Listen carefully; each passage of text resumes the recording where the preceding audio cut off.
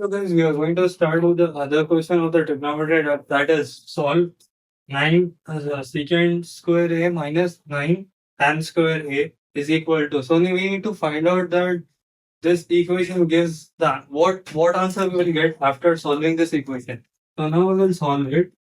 Firstly, we can say that we need to convert this term into secant square A to solve it.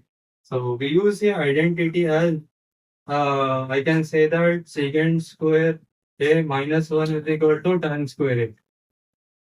This is some of the trigonometric identity that I use here.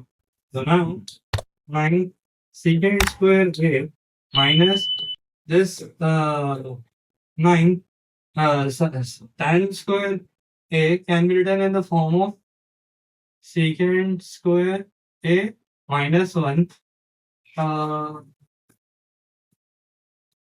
the secant square minus 1. So now, I'll multiply this minus 9 into secant square A and minus 1. So I'll multiply on this side and this side too.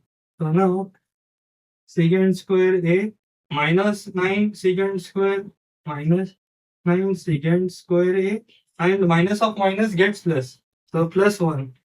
So now I'll write here when you see the equation, this plus secant square and minus secant square A get subtracted, and we get here the answer as 1. So you can say that after solving this equation, we get the here answer as 1. So this is how we get the answer. This is all.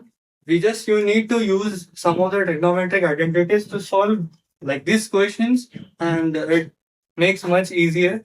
And if you understand it in a well better form, then please hit the like button.